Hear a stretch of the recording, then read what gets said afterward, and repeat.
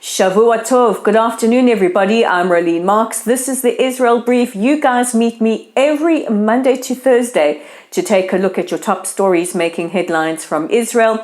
And we are brought to you, as always, by Lay of the Land. Yes, I'm still nasally, still fighting that damn lurgy. What can I do? It has been almost 2 weeks, but hey, thanks to all your support and love, I'm sure it will go soon. And also, welcome to all our new subscribers. Yes, our community is growing. And remember, if you like this content, hit on that red subscribe button. And to all those who are sending some pretty nasty messages, don't think for 1 second that you intimidate me. I'm very proud to be an Israeli. I'm very proud to be Jewish. And if that triggers you, then perhaps the Israel Brief is not for you. Anyway, let's take a look at those top stories, and we begin with breaking news just a short while ago. Magin David Adom, that is the paramedics here and first responders in Israel, announced that there had been 2 separate terror attacks in the central city of Ra'anana. Between 11 to 20 people have been reported injured in various conditions. One is reported to be very, very seriously injured. The terror attack was a combination of both stabbing and car ramming. Yesterday marked 100 days since the atrocities committed by Hamas on the 7th of October. Yesterday marked 100 days since 136 people were taken into captivity by Hamas. Men, women, children, whole families. 136 are still being held captive. On that day, Hamas took 240 plus people. And while some of the hostages have been released and we have heard their harrowing stories, we demand the immediate and unconditional release of the remaining captives. The youngest being 1-year-old Kfir Bibas and the oldest an 85-year-old man. In rallies across the world, people took to the street demanding for the release of the hostages, expressing their solidarity with the state of Israel, and bells rang out across capitals around the world. To coincide with 100 days, Hamas also released their latest propaganda video, which featured 3 hostages. Noah Argamani. Noah, we can't forget those scenes of her being taken on the back of a Hamas terrorist. We are very, very worried. Her mother is terminal with cancer. We want her to be able to see her daughter before she passes away. And 2 other hostages, Yossi Sharabi and Itai Shfiki, they were shown in this horrific propaganda video. Now, just a short while ago, Hamas released a second video, and I've seen the video. I don't even have the words for how repugnant this kind of psychological warfare is. But basically, in the video, they ask you to guess whether the remaining hostages are still alive, injured, or have been killed. And they say, we'll let you know later. This is the type of, do we call them human beings, that we are dealing with in Israel? The kind that rape, behead, burn alive, mutilate, torture, murder, and kidnap innocent civilians. It is just absolutely horrific. In his speech at a 24-hour rally yesterday, President Herzog appealed to world leaders to get engaged, to join us in demanding the release of the hostages. It's beyond what any of us can possibly comprehend. Now, last week, South Africa took Israel to the International Court of Justice. On Thursday, the South Africans opened up their case and presented to the court. And on Friday, it was the turn of Israel's extremely forensic and meticulous law team to respond. And I must say, I watched those proceedings, and I have to give kavod or kudos to the Israeli team, led by the brilliant Professor Malcolm Shaw, who wrote the book on international law called International Law. And there were some standout parts. First of all, the Israeli team, while not making the issues about the visuals of the 7th of October, those are all available for you to Google at October 7th. Saturday, October 7th. If you Google Saturday, October 7th, written out like that, it'll take you to the site. Not available here in Israel. We are far too traumatized to have to see that again and again and again. But Israel's legal team spoke about the fact that South Africa had omitted that from their arguments, and also issue a rebuke to South Africa on what constitutes genocide.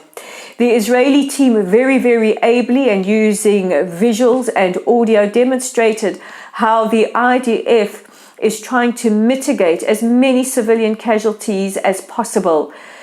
Professor Malcolm Shaw ripped apart the quotes that came from the South African team, and I found it quite interesting that the South African lawyer who kept on harping about the term Amalek, in Judaism we say, remember what Amalek did to you. Remember those who tried to exterminate you throughout your history. Here's the same lawyer who argued that the term kill the Boer, which in English roughly translates to kill the farmer, is freedom of speech. To me, calling for the murder of farmers and backing that up with the murders of farmers in South Africa, that constitutes genocide. So perhaps South Africa should sit down. The other notable point was that South Africa had argued that Israel had ignored their attempts to communicate with them. That was eviscerated by Professor Shaw, who said that not only did Israel want to meet with South Africa, they asked for a meeting. So the question is, did South Africa deliberately mislead the court in their attempts to establish jurisdiction? Other arguments made were that the accusation of genocide that South Africa is making, and based on their arguments, are perhaps more for the laws of armed conflict. And also, the Israeli team ably demonstrated how South Africa has aligned itself with international terrorist organization Hamas. Hamas is prescribed by many countries around the world, and South Africa's cozying up to pariah states like Iran and Russia and terror organizations like Hamas do not bode well in a case for genocide, especially when Hamas's charter is founded on the principles of exterminating the Jewish state and Jewish people. And the Israeli team also argued that any sovereign state whose citizens were murdered and kidnapped would be obliged to discharge their duties under the laws of international law and the UN mandate to defend their civilians and bring hostages home. And South Africa's attempts to try and mitigate Israel's ability to defend ourselves is nothing less than appalling. Later in the day, we heard from Germany, who say that they intend to enter the argument as a third party to call into question what they call a ludicrous claim by Hamas, an inversion of history. Freudian slip there.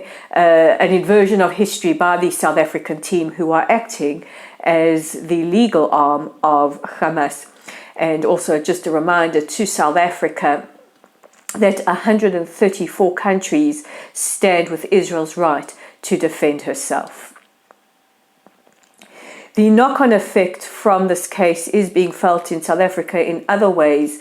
Under-19 cricket captain Daniel Tiger, who, when receiving an award a couple of months ago, dedicated his award to the young soldiers who were doing everything they can to bring back our hostages, has found himself summarily dismissed by Cricket South Africa as the under-19 captain. Now, Cricket South Africa say that they cannot guarantee his safety. On a day when South Africa is prosecuting an anti-Semitic lawsuit against the state of Israel, and yes, it is anti-Semitic when you ignore genocides around the world but seek to put your support behind a genocidal terrorist organization who Hamas endorsed South Africa's case at the ICJ.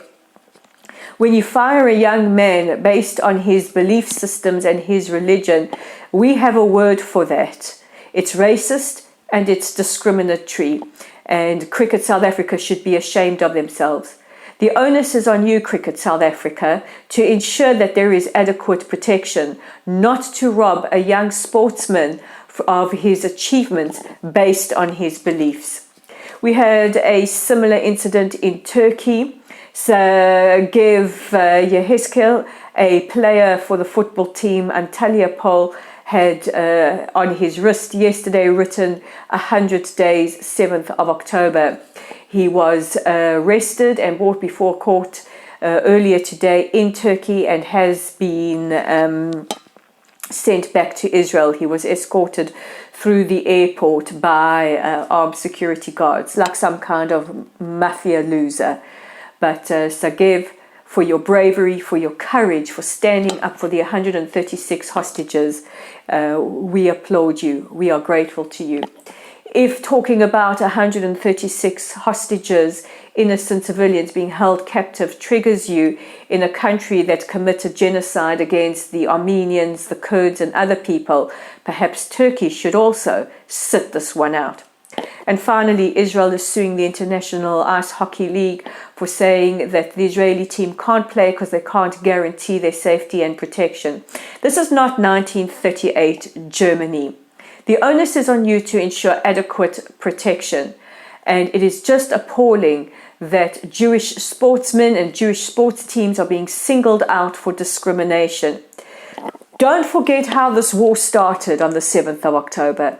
It started when Hamas terrorists, under massive fire of rockets, infiltrated Israeli territory and murdered and raped and mutilated and tortured and kidnapped civilians, foreign nationals and whole families. That's how it started. Israel is acting within its rights under the UN Charter and under the laws of sovereignty to defend its citizens from a terror entity and to free the Palestinian people from the terrorist entity called Hamas, who holds both our people and theirs hostage. And after today's very passionate edition of the Israel Brief, I want to just remind you that you can check out our website at www.layoftheland.online, our Facebook page at Lottel Site, our YouTube channel right here at the Israel Brief. Click on that red subscribe button, and we're on Twitter at Lay of the Land 5. I'm Raleen Marks. Guys, take care of yourselves, take care of each other, and thank you for taking care of me. I'll see you tomorrow.